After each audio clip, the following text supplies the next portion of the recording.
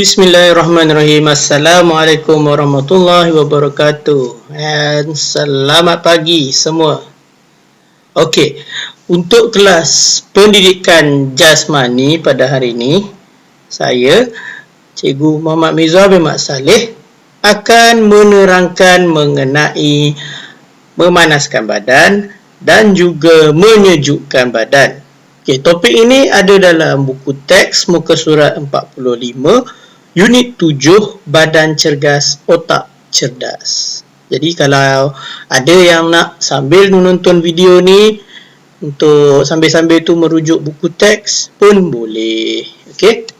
Jadi mari kita mulakan kelas untuk hari ni. Tapi sebelum tu, cikgu nak memperkenalkan apa itu standard kandungan dan standard pembelajaran untuk topik kita hari ini di sebelah. Seterusnya, cikgu nak perkenalkan juga objektif dan kriteria kejayaan untuk pembelajaran hari ini. Okey. Kalau semua dah jelas, mari kita mulakan kelas pendidikan jasmani kita sekarang. Okey, topik hari ini adalah memanaskan dan menyejukkan badan. Tadi cikgu dah beritahu. Kita tengok satu persatu. Apa tu memanaskan badan? Memanaskan badan ataupun warming up adalah satu aktiviti di mana kita menyediakan diri sebelum melakukan aktiviti fizikal ataupun senaman. Okay? Kita kena buat dulu beberapa pergerakan tertentu untuk bagi badan kita ni bersedia sebelum kita nak bersenam, nak bersukan dan sebagainya. Okay. Apa contoh-contoh pergerakan memanaskan badan tu? Nanti cikgu akan tunjukkan. Tapi sebelum tu kita tengok dulu apa yang akan berlaku jika kita memanaskan badan. Ada beberapa benda yang akan jadi. Yang pertama, pernafasan badan akan menjadi semakin laju. Awak punya nafas akan laju. Ada perasaan tak bila awak tengah bersenam? Sama macam tu. Okey. Denyutan jantung meningkat. Denyutan jantung awak akan menjadi semakin laju juga, sama dengan awak punya pernafasan. Suhu badan meningkat. Suhu macam awak duduk datang sekolah pagi-pagi kena ambil tu kan. Okey, sama. Bila awak memanaskan badan, suhu badan awak pun akan naik. Denyutan nadi meningkat. Okey, nadi. Siapa tahu nak ambil nadi dekat mana? Okey. Nadi dengan bacaan denyutan nadi dengan denyutan jantung berbeza. Denyutan nadi ada beberapa tempat di badan yang awak boleh ambil. Yang paling senang adalah di pergelangan tangan awak. Okey, ada di tangan kiri ataupun tangan kanan. Macam mana nak ambil? Awak bila dah bersenam, letakkan dua jari dan cari titik nadi awak. Awak akan boleh rasa dengan hujung jari awak ni, dia akan berdenyut-denyut macam dengupan jantung tu. Okey, tapi denyutan nadi biasanya lagi laju daripada denyutan jantung. Okey. Akhir sekali, pergerakan tubuh badan akan lancar. Kenapa pergerakan tubuh badan awak akan jadi lebih lancar bila awak dah memanaskan badan? Ini kerana bila awak memanaskan badan, badan awak sudah pun bersedia untuk melakukan aktiviti. Otot-otot awak sudah mulai meregang dan juga dalam keadaan aktif. Okey? Apa kelebihan kalau kita memanaskan badan? Ada banyak. Cikgu bagi contoh sikit je. Okey? Yang pertama, memanaskan badan dapat membantu untuk meregangkan otot. Okey, bila badan kita dah bersedia, badan kita dah memanaskan badan tu, kita dah buat dengan betul, dia dapat bantu untuk otot-otot kita ni meregang. Okey, bila awak bersenam, awak boleh rasa pergerakan otot dalam tubuh badan awak. Okey. Kedua, memanaskan badan dapat mengurangkan risiko kecederaan daripada berlaku. Bila awak panaskan badan, otot awak tu akan meregang. Selalunya kecederaan akan berlaku dan melibatkan otot bila badan awak belum cukup sedia untuk bersenam, membuat aktiviti, dan berlakulah kecederaan dalam otot. Cederaan dalam otot ni dia tak nampak tau, dia bukannya macam awak luka ada potong keluar darah macam tu, tak ada. Cederaan dalam otot ni dia rasa di bahagian dalam tubuh badan kita. Selalunya atlet akan ada masalah ni lah. Okey. InsyaAllah kalau kita memanaskan badan dengan betul, tidak akan berlaku ataupun kurang risiko kecederaan daripada terjadi. Okey, akhir sekali, nombor 3, memanaskan badan dapat mengurangkan rasa letih pada badan kita. Okay, bila kita dah betul-betul bersedia, secara tak langsung badan kita juga akan kurang rasa letih. Ada bezanya kalau awak buat terus senaman tanpa memanaskan badan, dan awak memanaskan badan dulu baru awak bersenam.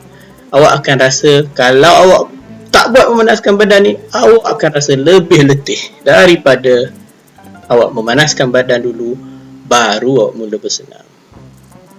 Okey, itu soal memanaskan badan. Sekarang kita nak tengok pula apa itu menyejukkan badan. Menyejukkan badan tu macam mana? Dah habis-habis bersenam kena terus pergi mandi, duduk depan kipas? Bukan.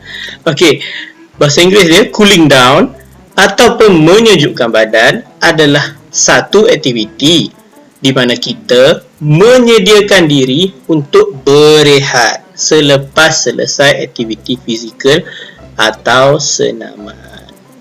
Okey, kita tengok dekat situ. Ada peringatan. Sila minum air sebelum, semasa dan selepas melakukan aktiviti fizikal. Kekurangan air boleh menjejaskan lakuan aktiviti dan menjejaskan kesihatan juga. Okey, kena minum air yang cukup sebelum, semasa dan selepas untuk membuat aktiviti. Kenapa?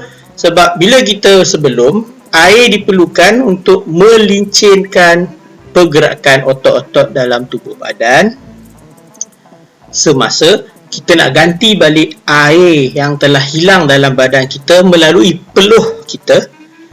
Itu semasa dan selepas. Selepas pun sama untuk menggantikan balik air yang telah hilang dan juga melincinkan balik otot-otot kita. Okey, sebab itulah kekurangan air boleh menjejaskan lakuan aktiviti. Dia dah kacau kita punya otot habis dan menjejaskan kesihatan juga. Boleh buat otot kita sakit dan datangkan ke masalah yang lain seperti tak cukup air, dehidrasi, strok matahari dan sebagainya. Okey.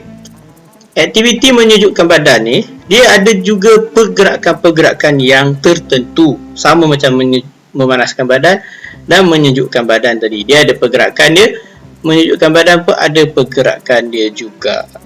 Okey. Tujuan dia adalah kita nak sediakan badan kita untuk berehat. Okey, kadang-kadang awak tengok lepas habis, contoh habis main bola, habis PJ macam biasa, ada orang tu terus dia dah duduk.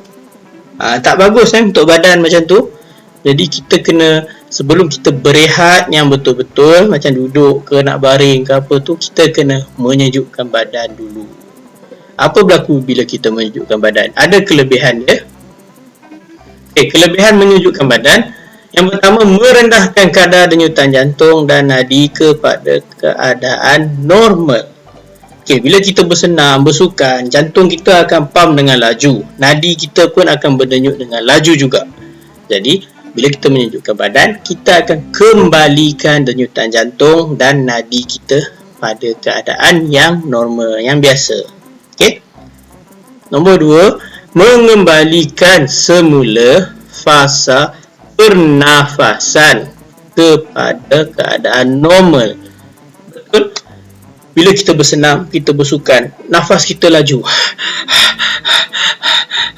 Tapi bila kita menyejukkan badan, nafas kita akan perlahan-lahan kembali menjadi seperti biasa semula.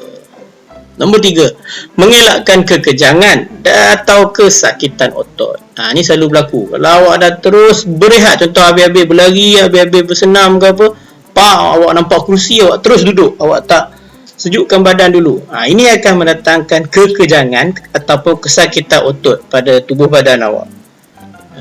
Contoh macam mana, awak tengah-tengah dah habis-habis lari, awak terus duduk, mungkin awak akan sakit di bahagian betis awak.